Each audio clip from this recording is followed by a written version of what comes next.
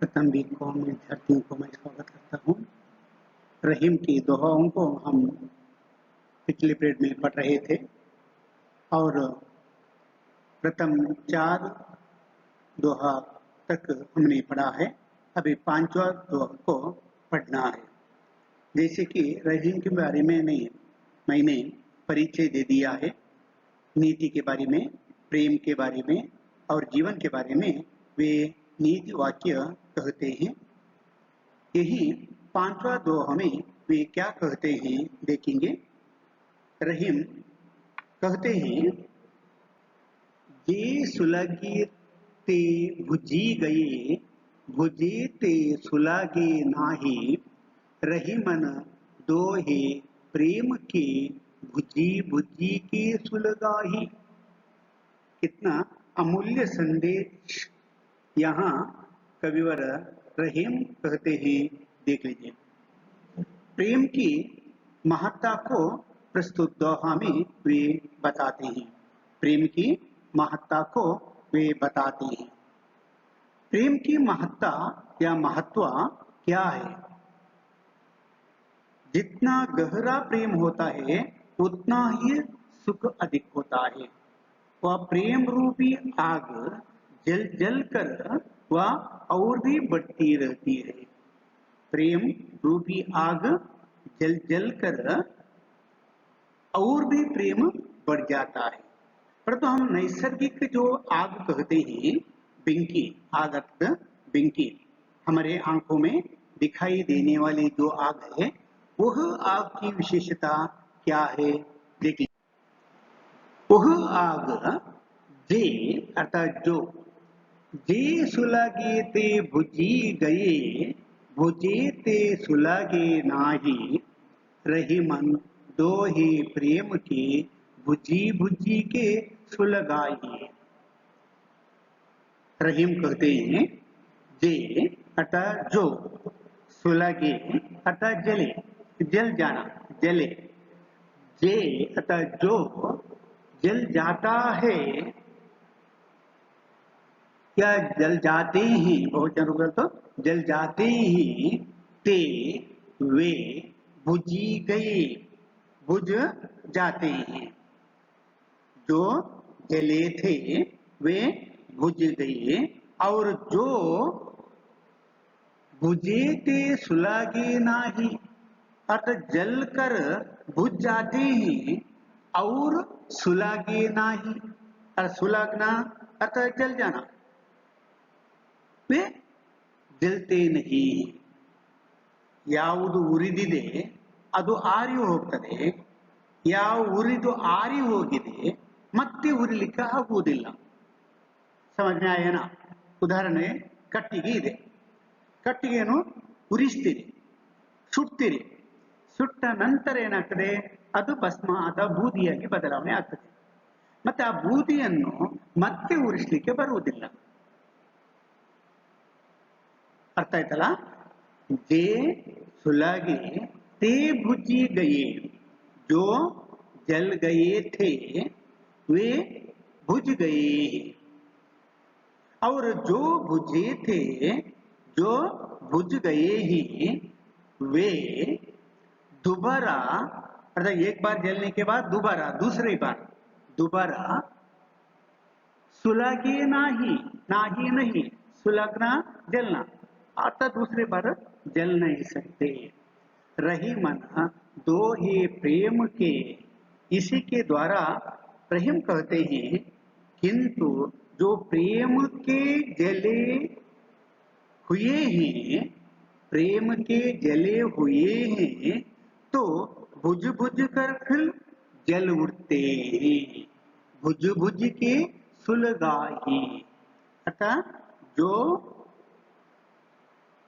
जल गए ही, जो जल गए ही, किससे?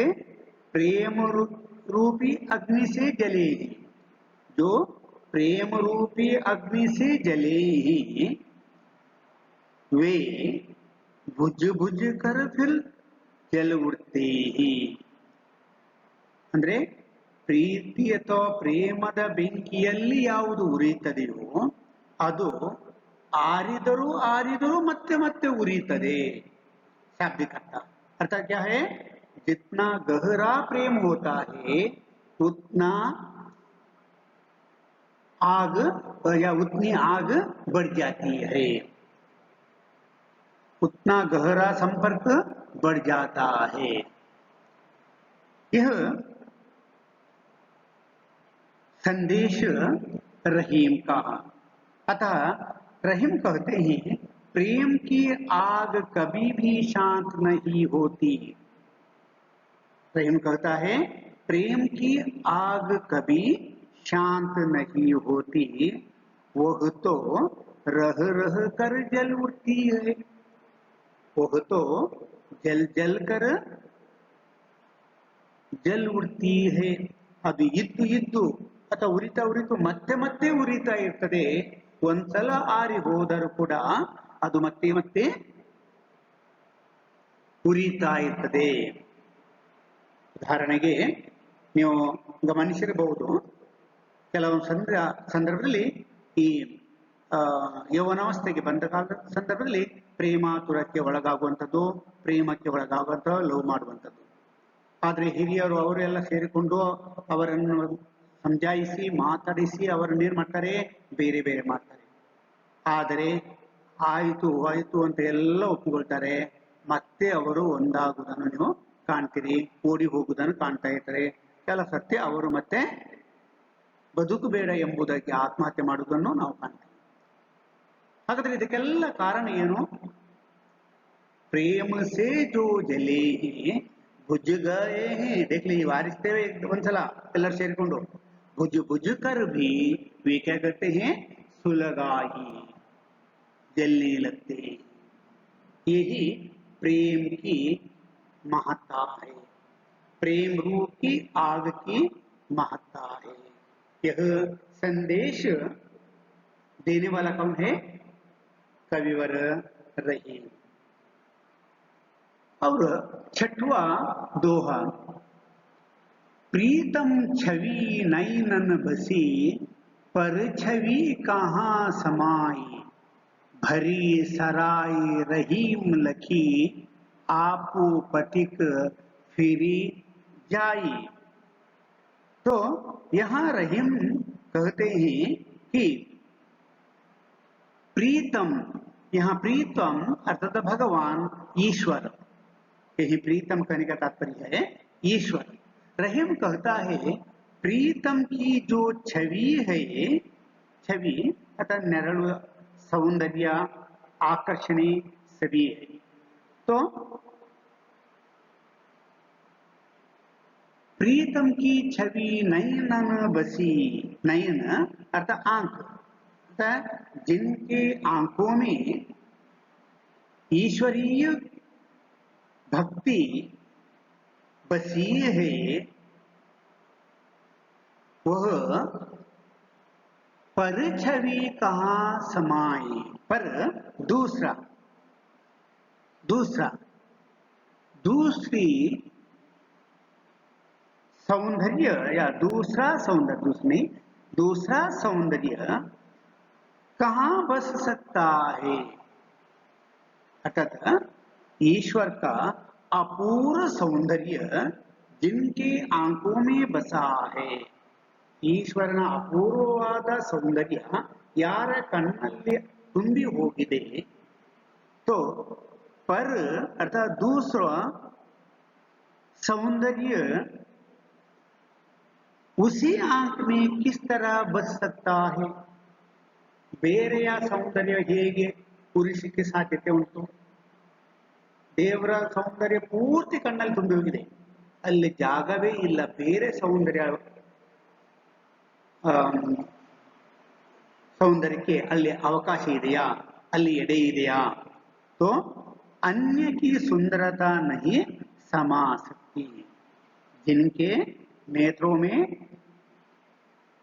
भगवान की या ईश्वरीय सौंदर्य समा होती है उनके आंखों में अन्य की सुंदरता नहीं समा सकती यार कण्णल्ली ದೇವರ ಅಪರಿಮಿತವಾದ ಸೌಂದರ್ಯ ತುಂಬಿ ಹೋಗಿದೆಯೋ ಆ ಕಣ್ಣಲ್ಲಿ ಬೇರೆ ಯಾವುದೇ ಸೌಂದರ್ಯ ಆಕರ್ಷಿಸಕ್ಕೆ ಸಾಧ್ಯವಿಲ್ಲ. ಯಾಕೆ? ದೇವರ ಸೌಂದರ್ಯ ಎಲ್ಲ ಅದರಲ್ಲಿ ತುಂಬಿ ಹೋಗಿದೆ. ಹೇಗೆ ಅಂತ ಹೇಳಿದ್ರೆ, ಭರಿ सराई रहीम लखी, रहीम कहते हैं भरी सराई, सराई अर्थात सरायू नदी, सरायू नदी भर कर बह रही है, वह लखी, लखी अर्थात देखना, वह सौंदर्य को देखकर आप पथिक, पथिक अर्थात यात्री, यात्री अर्थात वह यात्री अथवा राह में जाने वाला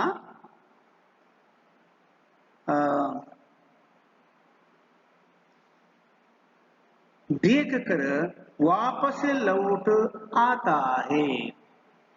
आप पथिक फिर ही जाए अर्थात फिर कहीं नहीं जाता है, वो वापस लौटता है. अर्थात इसमें रहीम का विचार क्या है? रहीम कहता है भगवान का जो अस्तित्व, उनका सौंदर्य जिनके नेत्रों में भर गया है, अर्थात उन्होंने पूर्ण रूप से आस्वादन कर लिया है, उनके शरीर में अन्य सौंदर्य को आस्वादन करने के लिए जगह नहीं है. जिस तरह सरायू नदी भरकर उमड़कर बह रही है, एक यात्री देखता है जितना सौंदर्य है वह सभी वही देखता, और आगे बढ़ने की आवश्यकता है क्या? कहीं नहीं. वह क्या करता है? फिर वापस जाता है. जो सौंदर्य है वह सभी देखा है, और एक बार जाने की आवश्यकता क्या है? इसलिए वह क्या करता है? तो वह नदी को देखकर वापस लौट जाता है. तो इसी के द्वारा रहीम कहता है जिनके शरीर में भगवान का आवास है, आंखों में रहने का मतलब क्या है? भगवान का आवास है, उन्हें अन्य बातों का प्रभाव नहीं हो सकता.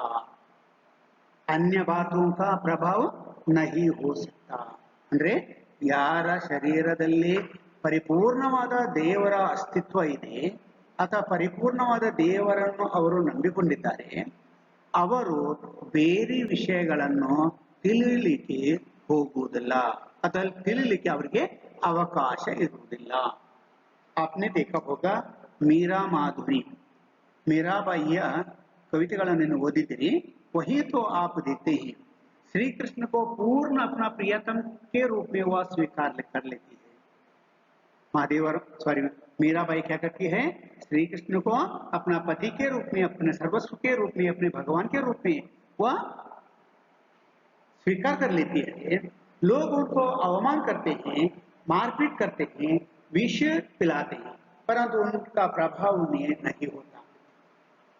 कारण क्या है? भगवान का अस्तित्व ही मीरा के जीवन में है. तो आज मीरा नहीं है, वह मीरा ही भगवान के रूप में, क्योंकि सब कुछ उसने श्री कृष्ण के लिए अर्पण कर लिया है. तो इस अवसर पर उनको अन्य बातें चुभते नहीं, टीका टिप्पणी चुभते नहीं. इसलिए यहाँ रहीम भी यही बात कह देते हैं, अन्य के लिए वही अवकाश ही नहीं. सातवां दोहा को हम आगे बढ़ेंगे. धनी रहीम जल पंथ को लघु जिय पियत अखाई, उदरी बढ़ाई कौन है जगत पियासो जाए. यह अमीर और गरीब लोगों के बीचों बीच का अंतर बताता है. तो अमीर लोगों के साथ जितना धन होता है, संपत्ति होती है या घर बार होता है, और गरीब जितना चाहे उनको खाना के लिए, पीने के लिए या वास करने के लिए घर है, छोटा सा घर ये रहता है और उनमें उनके साथ बहुत लोग मिलते रहते हैं। वह दूसरों से मिलता है और दूसरे उनसे मिलते हैं। परंतु अमीर लोग बड़ा मकान बनवाते हैं, जितना चाहे करोड़ों रुपया रहती है, परंतु उनके साथ जनसंपर्क बहुत कम होता है। ಅಂದ್ರೆ ಶ್ರೀಮಂತರು ಶ್ರೀಮಂತರಾಗಿರ್ತಾರೆ, ಹಣ ಇರ್ತದೆ, ಮನೆ ಮಠ ಇರ್ತದೆ, ಜನಸಂಪರ್ಕ ಇರ್ತಲ್ಲ, ಯಾರನ್ನೂ ನಂಬುವುದಿಲ್ಲ. ಆದ್ರೆ ಬಡವರು ಏನಾಗಿರ್ತಾರೆ ಅಂತ ಹೇಳಿದ್ರೆ ಸಣ್ಣ ಮನೆ ಇರ್ತದೆ, ಅವರೆಲ್ಲರ ಮಿಲನಾಗ್ತಾರೆ, ಅತೀವ ಸಂತೋಷದಲ್ಲಿ ಇರ್ತಾರೆ. ಇದನ್ನು ये दो विचारों को एक साथ मिलाकर उनमें बड़ा कौन है, कविवर का विचार है. न देख लीजिए, धनी रहीम जल पंथ को, पंथ कीचड़, पानी में रहने वाला वह कीचड़ है ना, वह मानता है. देख लीजिए, धनी अर्थात अमीर, धनी अर्थात अमीर, रहीम जल पंथ को अर्थात जल में रहने वाला वह कीचड़, वह कीचड़ है.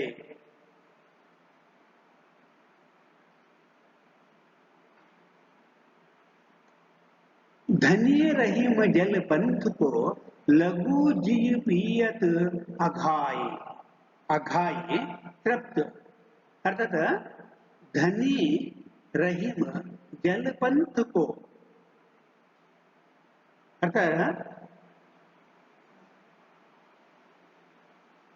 जल के सॉरी जल पंथ को अर्थात जल में जो कीचड़ है उस कीचड़ को लघु अर्थात छोटे या गरीब जीव जीते ही पियात अघात अर्थात लघु जो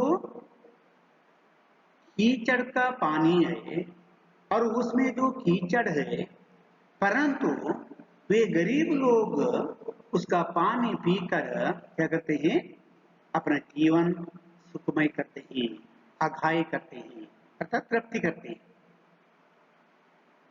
लघु या छोटा कुआं या तालाब समझ लीजिए, उसमें कीचड़ रहता है, परंतु उसका पानी पीकर लोग आनंद प्राप्त करते हैं. इतना ही ಟೋಟಲಾಗೇನೋ ಸಣ್ಣ ಕೆರೆ ಇರ್ತದೆ, ಅಡಿಯಲ್ಲಿ ಕೊಳಕಿರ್ತದೆ, ಕೀಚಡಿ ಇರ್ತದೆ, ಅದರಲ್ಲಿ ಸ್ವಲ್ಪ ನೀರಿದ್ರು ಆ ನೀರನ್ನು ಕುಡಿದು ಜನರು ತೃಪ್ತಿ ಪಡೆಯುತ್ತಾರೆ. ಆದರೆ ಉದಾದಿ उदादी समुद्र बड़ाई कौन है, इतना बड़ा विशाल समुद्र होता है, उनकी बड़ाई बड़प्पन क्या है, कौन है अर्थात क्या है. ಇಷ್ಟು ವಿಸ್ತಾರವಾದ ಸಮುದ್ರ ಇರ್ತದೆ, ಅಷ್ಟು ವಿಸ್ತಾರವಾದ ಸಮುದ್ರ ಇದ್ದರೂ ಕೂಡ उसमें जो पानी है, पानी कोई पीते हैं क्या, इसलिए कौन है अर्थात उसका बड़प्पन क्या है. जगत पियास हो जाए, जगत संसार, संसार में रहने वाले जो लोग हैं वे उस पानी से कुछ लाभ नहीं उठते हैं. किस काम का है अर्थात कोई काम नहीं होता है, कोई लाभ नहीं होता है. प्यासी उस पानी के पास जाता है, वह पानी अपना पीकर वापस लौटता है. उसका मतलब है कहाँ बड़ा समुद्र है अर्थात अमीर लोग हैं, बड़ा समुद्र होने पर समुद्र का पानी कैसा होता है, खारा होता है. तो खारा पानी पी सकता है, बिल्कुल नहीं. पिया तो भी पिया सो बैर के आदवा अपना दाह को कम नहीं कर सकता. परंतु छोटा जो तालाब है उसमें कीचड़ रहता है, परंतु उसका पानी वह पीकर तृप्त कर लेता है, क्या तृप्ति पा लेता है. इतना बहुत सुंदर है. अतः यहाँ कविवर रहीम प्रस्तुत दोहा के माध्यम से अमीर लोगों से भी गरीब लोग ही श्रेष्ठ मानते हैं। तो गरीब लोगों के पास मानवीयता होती है, ईमानदारी होती है, मनुष्यत्व होता है, इसलिए वे ही इस संसार में श्रेष्ठ हैं। ಕವಿವಾದ ಅಭಿಪ್ರಾಯ ಅಂದ್ರೆ ಬಡವರಲ್ಲಿ ಮಾನವೀಯತೆ, ಪ್ರಾಮಾಣಿಕತೆ, ಪ್ರೀತಿ, ಆದರ ಅಥವಾ ಮನುಷ್ಯತ್ವ ಎಲ್ಲವೂ ಇರ್ತದೆ. ಹೇಗೆ ಅಂತ ಹೇಳಿದ್ರೆ, ಸಣ್ಣ ಕೆರೆಯೇನೂ ಸಣ್ಣದಿರ್ತದೆ, ಅಷ್ಟು ಕೊಳಕಿರ್ತದೆ, ಆದರೆ ಮೇಲಿರುವ ನೀರು ಕುಡಿಲಿಕ್ಕೆ ಯೋಗ್ಯವಾಗಿರ್ತದೆ. ಸಮುದ್ರ ಅಷ್ಟು ದೊಡ್ಡದಿರ್ತದೆ, ನೀರು ಬೇಕಷ್ಟು ಇರ್ತದೆ, ಆದರೆ ಕುಡಿಲಿಕ್ಕೆ ನೀರು ಉಪಯೋಗ ಇಲ್ಲ ಎಂಬುದಾಗಿ ಲೇಖಕ ಅಥವಾ ಕವಿ ರಹೀಮ ಈ ದೋಹೆಗೆ ತಿಳಿ ಹೇಳ್ತಾ ಇದ್ದಾರೆ. ಇನ್ನು 8वां दोहा को देखें। रहीम 8वें दोहे में प्रेम के बारे में बताते हैं। प्रेम में मन मुटाव ना होना चाहिए। तो किस तरह है वर्णन करने के लिए यही 8वां दोहा ಅಂದ್ರೆ ಪ್ರೀತಿ ಸರಾಗವಾಗಿ ಒಂದೇ ರೀತಿ ನಡೆಯಬೇಕು, ಆದರೆ ಅಲ್ಲಿ ಯಾವುದೇ ಮನಸ್ಸಿನಲ್ಲಿ ಗೊಂದಲ, ಕಳಂಕ ಇರಬಾರದು. ಎಲ್ಲಿ ಮನ್ಮುಟಾವು ಅಂದ್ರೆ ಗಂಟು ಇರ್ತದೆ ಅಥವಾ ಮನಸ್ಸಿನಲ್ಲಿ ಬೇಸರ ಅಥವಾ ದುಃಖ ಇರ್ತದೆ, ಆಗ ಸರಾಗವಾಗಿ ಪ್ರೀತಿ ಹರಲಿಕ್ಕೆ ಸಾಧ್ಯತೆ ಇಲ್ಲ. ये रहीम का विचार है। जिस तरह रहीमन खोजी ऊक में जहां रसन की हानि, जहां गांठ तहां रस नाही, यही प्रीति में हानि। रहीम कहता है, खोजी ऊख में, ऊख तो मालूम है सुगर केन, ऊख क्या है? सुगर केन, कब्बू, कन्नड़ में कब्बू होते हैं। सुगर केन तो आपने देखा है, वह एक ही तरह रहता है तथा एक ही तरह रस रहता है, परंतु उसमें एक तो गांठ रहता है, कुछ समय के बाद यही ये गांठ और इस तरह गए तो जहां तहां वह गांठ होता है। अर्थात यहाँ गांठ है तो इस जगह में क्या है, वह मीठा रहता है, गांठ की जगह में वह मीठा रस नहीं रहता है। जहां गांठ रहता है वही मीठा रस नहीं रहता है। उसी तरह प्यार में भी उसी तरह जहां मन मुटाव होता है वहीं रस नहीं, या वह कहता है, रहीम कहता है, खोजी ऊख में, ऊख में या सुगर केन में आप खोजते तो जहां रसन की खानी, वहां रसन की खानी होती है। खानी क्या है? भंडार, फुल रस इರ್ತದೆ। और जहां गांठ तहां रस नहीं, अर्थात उस ऊख में जहां गांठ अल्लेल गंटुಗಳು ಇರ್ತವೆ, ಆ गांठ है वही मीठा रस नहीं रहता है। स्वीट जो रस है नहीं रहता है, मीठा रस नहीं रहता, यही प्रीति में हानि। इसी तरह प्रीति में भी जहां गांठ होता है वही हानि होती है। गांठ होना ಅಂದ್ರೆ ಏನು? ಅಲ್ಲಿ ಮನ್ಮುಠಾವನ, ಬೇಸರ ಆಗುವುದು, ಜಗಳ ಆಗುವುದು ಅಥವಾ ವೈಮನಸ್ಸಾಗುವುದು, ಇದೆಲ್ಲ गांठ ಇದ್ದ ಹಾಗೆ। जहां गांठ होता है वही प्यार नहीं होता है। तो प्रीति निरंतर चलना चाहिए, तो प्रेम में कहीं गांठ ना होना है। ಎಲ್ಲಿಯೂ ಮನ್ಮುಟಾವ್ ಇರಬಾರ್ದು, ಎಲ್ಲಿಯೂ ಬೇಸರ, ವೈಮನಸ್ಸು, ಜಗಳ ಯಾವುದೂ ಇರಬಾರ್ದು. ಪ್ರೀತಿ ನಿರಂತರವಾಗಿ ಹರಿಯಬೇಕು. ಹೇಗೆ? ಕಬ್ಬಿನಲ್ಲಿರುವಂತಹ ಹಾಗೆ ಅಲ್ಲ, ಕಬ್ಬಿನಲ್ಲಿ ಇದ್ದ ಹಾಗೆ ಅಲ್ಲ. ಕಬ್ಬು ಏನಾಗಿರ್ತದೆ? ಸಲಾಕೆ ಆಗಿರ್ತದೆ, ಅಲ್ಲಲ್ಲಿ ಗಂಟಿರ್ತದೆ. ಆ ಗಂಟಿನಲ್ಲಿ ಸ್ವೀಟ್ ಇರುವುದಿಲ್ಲ, ಮತ್ತೆ ರಸ ಇರ್ತದೆ, ಮತ್ತೆ ಇರುವುದಿಲ್ಲ. ಆದರೆ ಅದರಲ್ಲಿ ಪ್ರೀತಿಯಲ್ಲಿ ಈ ರೀತಿಯ ಗಂಟಿದ್ದರೆ ಪ್ರೀತಿ ಸರಾಗವಾಗಿ ನಡೀಲಿಕ್ಕೆ ಸಾಧ್ಯತಿಲ್ಲ, ಪ್ರೇಮ ಸರಾಗವಾಗಿ ನಡೀಲಿಕ್ಕೆ ಸಾಧ್ಯತಿಲ್ಲ. ಅಂದ್ರೆ ನಮ್ಮ ಜೀವನದಲ್ಲಿ ನಿರಂತರ ಪ್ರೀತಿ ಪ್ರೇಮ ಇರಬೇಕೆ ಹೊರತು ಅಲ್ಲಲ್ಲಿ ನಿಂತ ನೀರಿನ ಹಾಗೆ ಆಗಬಾರದು. ಈ ಕವಿಯವರ ರಹಿಮಕ ವಿಚಾರ. रहीमन नौवा दुआ। रहीमन दो की भाई से मुख से निकले राम, पावत पूर्ण परम गति कामादिक को धाम। नौवा दोहा में रहीम कहते हैं, यदि गलती से भी मनुष्य के मुख से राम नाम निकल जाए तो कामादि का स्थान यह शरीर पूर्ण रूप से परम गति मोक्ष पद को प्राप्त हो जाता है। जीवन में हमारे जीवन का उद्देश्य है मोक्ष प्राप्ति करना है, मोक्ष प्राप्ति करना है। तो रहीम कहते हैं, धोखे भाव से मुख से निकले राम। धोखे भाव से कहने का तात्पर्य क्या है? धोखे भाव से उसका मतलब क्या है? अर्थात मन में कपट अन्याय यही भर गया है। इस भाव होते ही यदि राम का नाम आया तो, राम का नाम आया तो क्या होता है? धोखे भाव से मुख से निकले राम, पावत पावत तद पाता है, पावत पाता है कि पूर्ण परम गति, पूर्ण पूर्ण परम गति। परम गति क्या है? हमारी मोक्ष। हमारा परम गति याವುದು? मोक्ष प्राप्ति।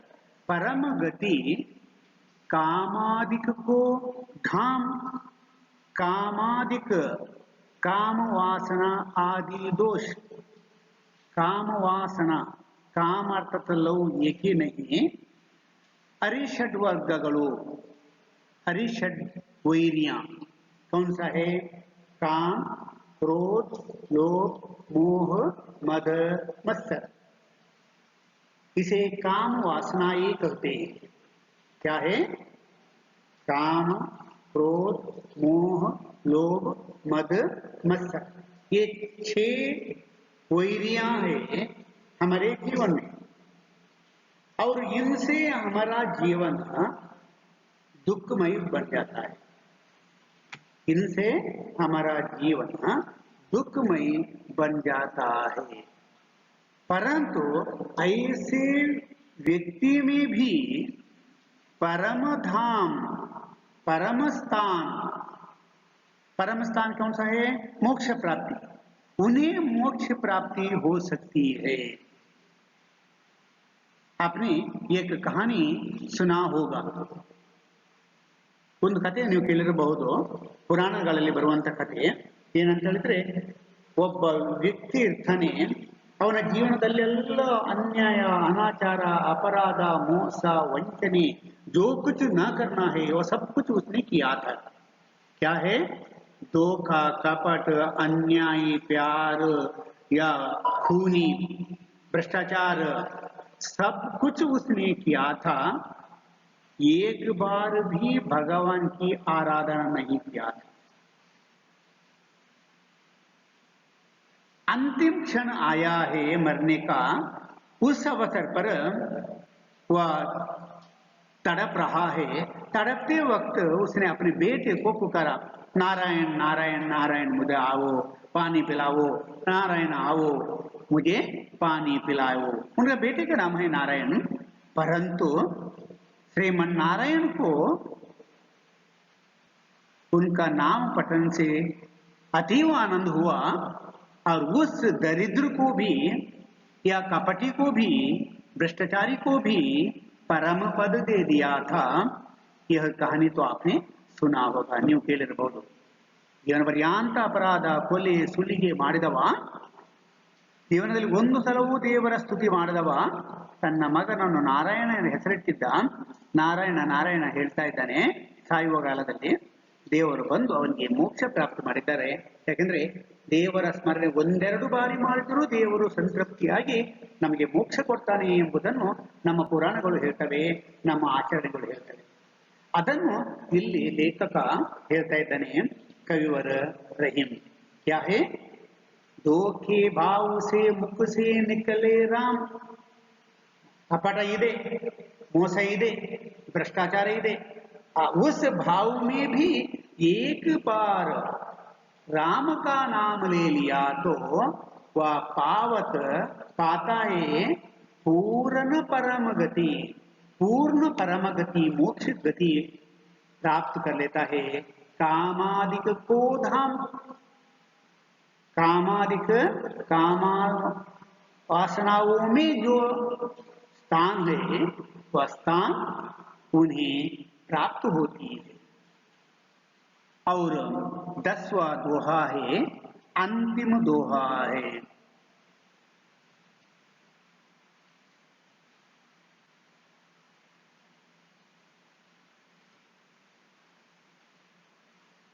दीरग दोहा अरत के आकर थोरे आही, जो रहीम नट कुंडली शिमिरी कूद करी जाही. दोहों की विशेषता के द्वारा कविवर रहीम यहाँ बताते हैं, दीरग दोहा अरत के. इस दोहा 24 मात्राओं के इस छोटे से दोहे में अक्षर कम है. आकर थोरे आही, आकर अक्षर थोड़े कम, अर्थात थोड़े अक्षर रहे हैं. जो रहीम, जिस तरह रहीम नट कुंडली, नट बाजगार, जो बाजगार की जो कुंडली सिमेरी कूद, सिमेरी कूद कड़ी जाही, अर्थात सकुचाकर, बाजीगर अपने शरीर को सकुचाकर लोहे के छलने में से कूदकर निकल देता है. इसी प्रकार गंभीर अर्थ थोड़े से अक्षर में सिमट होते हैं. इस तरह गंभीर अर्थ, गंभीर जीवन का अर्थ कुछ शब्दों में, तो दोहे में कुछ ही शब्द ही 24 मात्राएं हैं, परंतु गंभीर अर्थ इसमें भरे हुए हैं. ये बात कविवर रहीम इस दोहा में कहते हैं. अतः कुल मिलाकर आज मैंने 6 दोहाओं को मैंने आपको समझा दिए है, और हर एक दोहा में जीवन के लिए उपयुक्त संदेश है. उन संदेश को जीवन में पालन करते हम आगे बढ़ेंगे, तब ही हमारा जीवन सार्थक होगा. होते हुए आज का यह पाठ आप समाप्त करेंगे. अगला प्रेड में या दूसरे प्रेड में हम और एक विषय को लेकर आएंगे. आज यह भाग समाप्त करेंगे. धन्यवाद.